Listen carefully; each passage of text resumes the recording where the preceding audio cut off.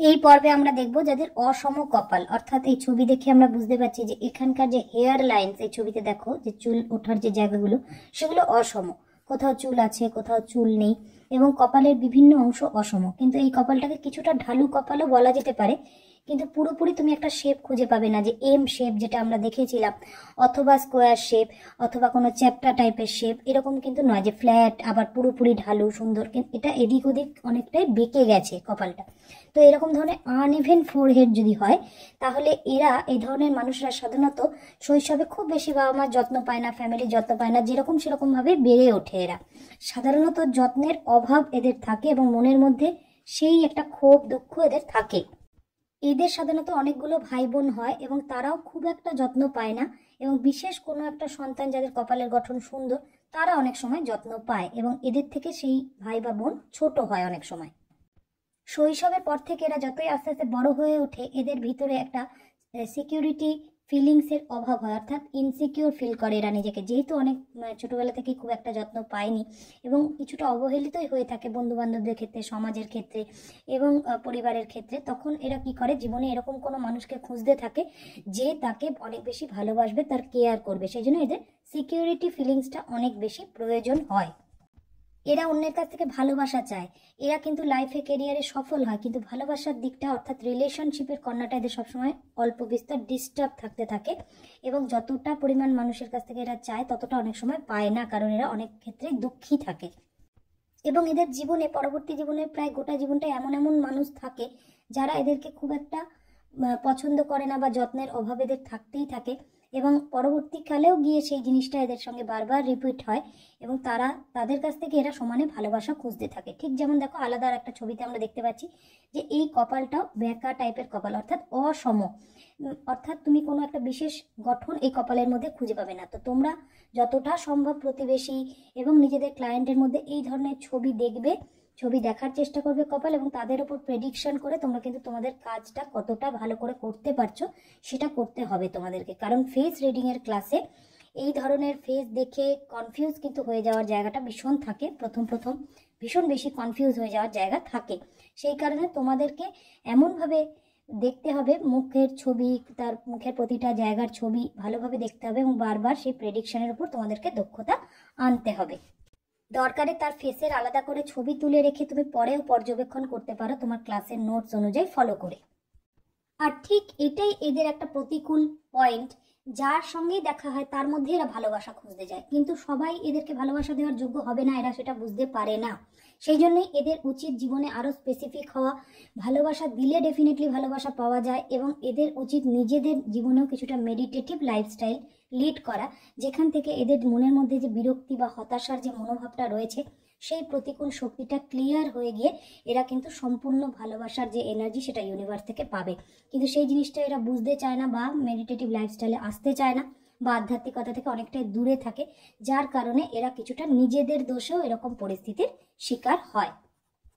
এবার আমরা দেখবো যে যাদের কপাল উঁচু, অর্থাৎ কিভাবে বুঝবে চওড়া এবং উঁচু। চওড়া কপাল নিয়েও কিছুটা আমরা অবশ্যই বলেছি, কিন্তু এখানে হাই ফোরহেড বলতে চাইছি। কেন কি, ভুরু থেকে, আইব্রো থেকে হেয়ার লাইনের উচ্চতাটা অনেকটা, এই অর্থে যখন তোমরা দেখবে সেটাকে উঁচু কপাল। এই ধরনের মানুষ যাদের কপালে আইব্রো থেকে হেয়ার লাইনের উচ্চতাটা বেশ অনেকটা, এটা হচ্ছে চওড়া। আর এখানে যতটা ছবিতে চওড়া দেখা যাচ্ছে এরকম চওড়া কপাল অনেকেরই হয়, এটাকে বলা হয় হাই ফোরহেড। এখানে যতটা উচ্চতা দেখা যাচ্ছে তার হাফ যদি হয় তাহলে সেটা লোয়ার ফোরহেড কনসিডার করা হবে, কিন্তু এটা হচ্ছে হাই ফোরহেড।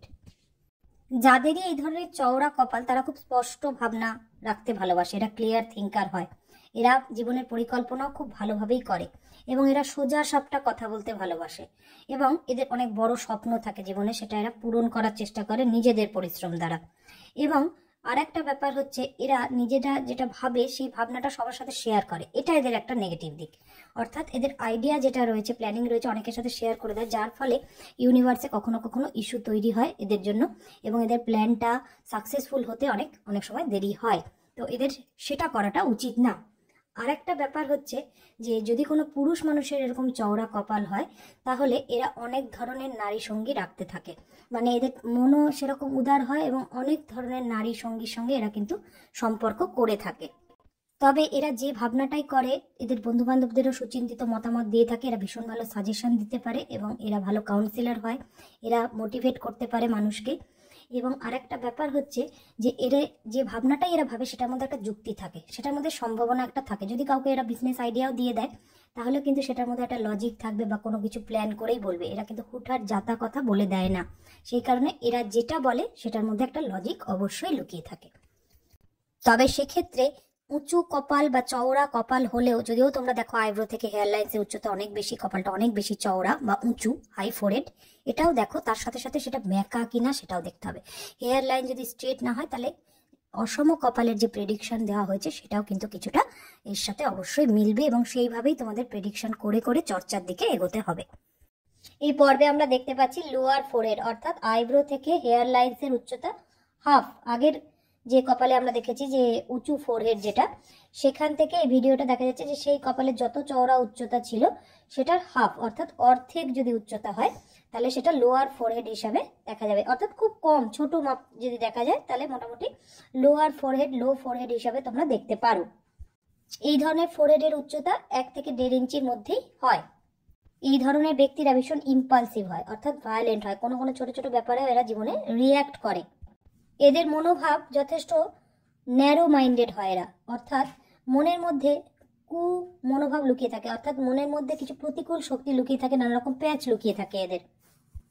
তবে এদের গাট ইনস্টিংক্টটা ভীষণ হাই হয়। এরা যে কথা বলে সেই কথাটা ভীষণ জোর দিয়ে বলে এবং মানুষ চায় যে এদের কথায় বিশ্বাস করতে, এবং খুব ভালো মানুষকে এরা বোকা বানাতে পারে, অর্থাৎ মানুষকে ঠিক নিজের ট্র্যাপে এরা ফাঁসিয়ে দেবে কোনোভাবে। এরা এমনভাবে জাল পাতবে নিজের কথার যে মানুষ তাদের দ্বারা আকর্ষিত হয়ে সেখানে কিছুটা ফেঁসে যাওয়ার সুযোগ সন্ধান হতে পারে। এরা জীবনে সাফল্যের ক্ষেত্রে অনেক সময় শর্টকাট খোঁজে। এরা ভীষণ গ্যামলিং পছন্দ করে এবং অল্প পরিশ্রমে কিভাবে আয় হয়ে যাবে এরা সেই সমস্ত রাস্তা খুঁজে থাকে। এরা খুব সহজেই রেগে যায় এবং এরা চালাকি করে, বিভিন্ন কথার মধ্যে দিয়ে এরা এমন কিছু সুযোগ সন্ধান তৈরি করার চেষ্টা করে যেখান থেকে মানুষের কাছ থেকে এরা টাকা নিয়ে নিতে পারবে, এরকম ধরনের বিষয় এরা তৈরি করার চেষ্টা করে। সম্পর্কের মধ্যে এমন কথা বলে যেটা প্রকৃতভাবে সেই ঘটনা নয়, অথচ সেটাকে সাজিয়ে বলার এরা চেষ্টা করে। আত্মীয় স্বজনদের মধ্যেও এরকম ধরনের কথা বলে নিজের ব্যক্তিত্বকে একটা বেশ সুগঠিত এবং সুন্দর ব্যক্তিত্ব প্রকাশ করার একটা চেষ্টা এরা করে থাকে। এবং বারবার এটা তোমরা দেখার চেষ্টা করবে যে যে কোনো কথা এরা এতটাই জোর দিয়ে বলে যে মানুষ সেটা সত্যি মানতে বাধ্য হয়। এরা কি করে না, অন্যেরা যদি কোনো কথা বলে সেটাকে হ্যাঁ হ্যাঁ করবে, কিন্তু খুব একটা সেটা শোনার চেষ্টা করবে বা এমন দেখাবে যে সেটা যেন মানছে, কিন্তু সে কথা খুব একটা এরা বিশ্বাস করবে না মন থেকে এবং সেই অনুযায়ী কাজও করবে না। এরা কিন্তু নিজের পরিকল্পনা অনুযায়ী কাজ করবে। ছোটবেলাতেও এই থেকেই এদের এই স্বভাবটা থাকে। অনেক সময় এরা বাবা মার কথা শোনে না এবং অনেক অবাধ্য প্রকৃতির সন্তান হিসাবে পরিচিত হয়। এছাড়া সম্পত্তির ক্ষেত্রে নিজের বুদ্ধি দ্বারা নিজেদের আত্মীয় স্বজন বা ভাই বোনের যদি ভাগের সম্পত্তি থাকে অনেক সময় সেটাও তাদেরকে প্রবঞ্চনা করার যোগ এদের মধ্যে থাকে। জীবনে অনেক বড় বড় দুর্ভাগ্যের এরা শিকার হয় নিজের স্বভাবের জন্য। অনেক সময় সেই জিনিসগুলো বুঝতে পারার পর এরা সেটার প্রায়শ্চিত্ত করে এবং জীবনে অনেক ক্ষেত্রে এরা পাল্টেও যায়। এরা এক এক সময় এত বেশি জেদি বা বলা যেতে পারে এত বেশি অ্যাগ্রেসিভ হয়ে যায় কোনো কোনো ব্যাপারে, এদেরকে অনেক লোক অনেক বোঝালেও এরা সেটা শুনতে চায় না এবং মানুষ, সমাজে, পরিবারে, এদের প্রিয়জনেরা বা বাবা মা এদেরকে অনেক বেশি অনেক সময় বোঝানোর চেষ্টা করে, কিন্তু এরা তার কথা শোনে না এবং নিজের যেটা ইচ্ছা করে এবং বন্ধু বান্ধবদের সঙ্গে মিশে ভুল পথে চলে যায়। অনেক সময় নেশাগ্রস্ত এরা হয়ে যায়। এদের মধ্যে অনেক বেশি ভালো গুণ লুকিয়ে থাকে, কিন্তু সেটাকে ঠিকমতো কাজে না লাগানোর ফলে শৈশবে পড়াশোনার জীবন থেকেই কিন্তু এরা জীবনে অনেক বেশি দুর্ভোগ ভোগ করতে থাকে। সেক্ষেত্রে ভালো যত্ন হলে এরা ভালো কাজ করে। এই পর্বে আমরা দেখব যে ভার্টিক্যাল লাইন ফোরহেড কেমন হয়, অর্থাৎ কপালে দেখা যাচ্ছে যে একটা উলম্ব রেখা চলে গেছে, একটা লম্বা রেখা ভুরুর উপর থেকে ওঠে, একটা ভাঁজ ওঠে, এরকম অনেকের কপাল থাকে। এরা সাধারণত শৈশবের পর থেকে বড় হওয়ার পর থেকে নিজের যে পেশা বেছে নেয় সেটা পারিবারিক পেশা হয় না। অর্থাৎ কেউ পরিবারে গান করছে, গানের আর্টিস্ট বলো বা অভিনেতা অভিনেত্রীদের ক্ষেত্রে বলো বা রাজনীতিবিদদের ক্ষেত্রে বলো, তাদের যখন সন্তান হচ্ছে দেখা যাচ্ছে যে সেখানে সেই পেশাটাই সে বেছে নিচ্ছে না, সে আলাদা রকম পেশা করছে। অর্থাৎ পরিবারের ট্র্যাডিশনের বাইরে গিয়ে এরা পেশা বেছে নেয়, এটা কিন্তু এদের জীবনের একটা মূল বৈশিষ্ট্য এবং এরা স্বাধীনভাবে কাজ করতে পছন্দ করে। যত এরা চাকরি জীবনে থাক সেখান থেকে ছেড়ে ঠিক নিজের উদ্যোগ নেয়, জীবনে বড় উদ্যোক্তাও এরা হয়, বড় ব্যবসায়ী হয়। এবং এরা রিসার্চ মাইন্ডেড হয়, অর্থাৎ কোনো বিষয় নিয়ে ভীষণ গবেষণা করতে ভালোবাসে, কোনো বিষয় সম্পর্কে লেখে, এরা ভালো লেখক হয়, কোনো বিষয় সম্পর্কে অনেক বছর ধরে চর্চা করে এবং তার একটা রেজাল্ট এরা বের করে, এরকম বৈজ্ঞানিকও হয় এরা। অর্থাৎ বিজ্ঞান বিষয়ে গবেষণা চর্চা করে বিজ্ঞানের কিছু আবিষ্কারক হিসাবেও এরা জীবনে প্রতিষ্ঠিত হয়। এরা আধ্যাত্মিকভাবে অনেক বেশি গভীর মনোভাবাপন্ন হয়, অর্থাৎ স্পিরিচুয়াল মাইন্ডেড হয়। জীবনে এরা আধ্যাত্মিকতার সঙ্গে যুক্ত হয়ই হয়। প্রথম জীবনে যদি চওড়া কপাল না থাকে, সরু কপাল হয়, সেক্ষেত্রে আধ্যাত্মিকতার প্রতি মন থাকবে না, কিন্তু পরবর্তীকালে এই ভার্টিক্যাল লাইন তাকে কিন্তু কোনো একটা রেজাল্ট দেবেই। সেক্ষেত্রে তোমাদের কপালের শেপটাও দেখতে হবে। এই লাইন থাকাটা একটা বৈশিষ্ট্যের ব্যাপার, কিন্তু আগের নোটগুলো তোমাদেরকে ভালো করে দেখতে হবে যে কপাল চওড়া কপাল না ঢালু কপাল, না ছোট কপাল, না স্কোয়ার কপাল, কেমন, সেই প্রেডিকশনটাও এর সঙ্গে জাস্টিফাইড হবে। তারপরে এই ভার্টিক্যাল লাইন ফোরহেডের প্রেডিকশনটাও এর সঙ্গে তোমরা দিতে পারবে। এবং একাধিক পেশায় এরা অনেক সময় থাকে। এরা জীবনে দেখা যায় 2 রকম বা 3 রকম আলাদা আলাদা পেশায় জীবনে নিযুক্ত থাকে।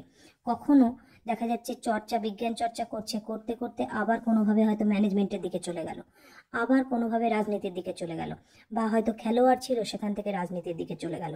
তো এই জিনিসটা হয়, এদের জীবনে একটা বড় শিফট আসে এবং সেটা 2 রকম প্রফেশনের ক্ষেত্রে বেশি করে দেখা যায়, সেই প্রভাবটাই বেশি লক্ষ্য করা যায়।